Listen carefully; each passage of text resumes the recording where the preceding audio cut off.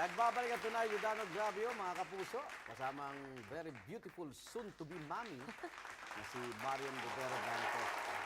Okay.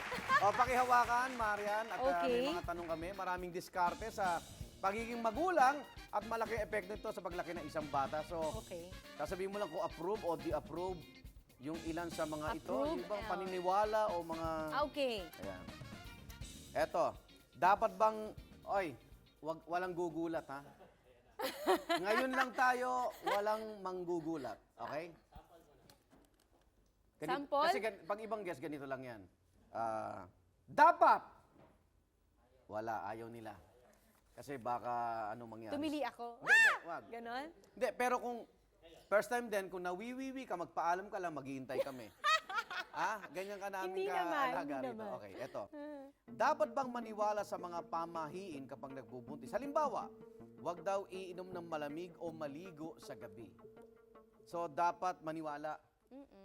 So, Laking lola ako eh. Probinsyana pa rin ako kahit anong gawin ko eh. Okay. So, yung mga paniniwala ng lola ko, lahat yan eh, nasa akin pa rin. okay. Pero yung huwag maligo sa gabi, hindi naman. Mga bilin lang ng lola ko na... Ano ba? Ang dami kasi. Basta lahat ng pamahiin Baka mabanggit ko, ha? Ito, isa Ayan, pa. sige. Basta approve ka ron. Huwag Approve iinom ng ako malamig, dyan. ha? Baka ginawin si baby. Although hindi ako mahilig sa malamig talaga. Dapat bang mag-take turn sa mag-asawa sa pag-aalaga kay baby, lalo na kung gabi? Kasi meron pong mga minsan ang gising nito, madaling araw, tutulog kayo eh. Approve o... May ganun ako. Parehas ako. May schedule Mala-mala kayo. ako. Okay. Kasi naniniwala ko, example, may trabaho ang asawa ko. So, ayoko naman na puyat yung asawa ko, porkit ako ang nag-alaga nung araw na yon, hindi na ako mag-aalaga. So, ako mas gugustuhin ko na makapagpahinga yung asawa ko, ako mag-aalaga. Ngayon, pag wala siyang trabaho, Siya yun naman. yung pagkakataon niya para Sa usapan alagaan. yan. Okay. Ipapasok mo ba ng maaga sa preschool program ang iyong anak? Ngayon pa lang, agad-agad. Tipong, mukhang nakapag-enroll na po mga puso. Hindi ko na po itutuloy ang tanong. Nasagot na po niya. Okay. Good education is the best. Okay. Oo kasi hindi pwedeng hindi Dahil ako pumasok ako sa showbiz na nakatapos ako ng college at yan ang kabilin-bilinan ng nanay ko, ng mama ko at ng papa ko. Makapagtapos ka na ng pag-aaral mo, kahit anong pwede mong gawin. So sa anak ko, i-apply ko yan. Magtapos ka muna, lahat ng gusto mo, gawin mo. Okay. Payag ka ba ng anak mo English speaking o yung natural lang na paglaki? English speaking. Yan. Of course. Mala-mala. Mala. Of course. Payag ka ba magkaroon ng pet animal ang iyong anak? Oo naman. Oo naman. Ngayon ba may alaga kayo sa bahay? Maarte po kasi yung skin ko, kaya Okay. allergy po ako sa mga... Naintindihan ka namin. No? may aso po ako pero ginalis po ako. Totoo, kaya wala muna. Pares tayo ng balat. Oo. Aray? Wag. Hindi, ibig sabihin pareho kaming balat. Pareho kaming balat ng aso mo, baka galisin ka after nito. Ingat ka. Okay. Ito yung sa pagdidisiplina. Laging debate ito eh.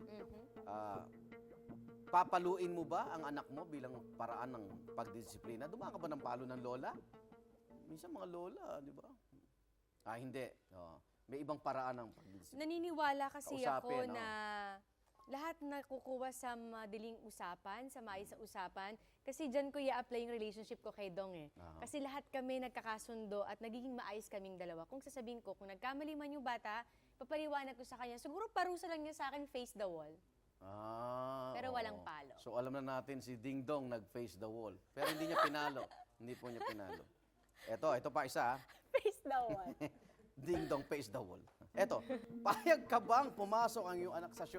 Lalo na, inaasahan natin, kung babae to, maganda to. Kung lalaki to, gwapo to. Payag ba siyang pumasok sa showbiz? Payag ka ba na? Sa totoo lang, tulad ng sinabi ko kanina, hindi ko pipilitin ng bata kung ano ang nasa puso niya, ile-let go namin kung anong gusto niya ngayon. Pero may kondisyon, magtapos muna siya. Okay. Kunyari, nag-tantrums o umiyak, dahil may hinihingi, hindi mo binibigay, di ba?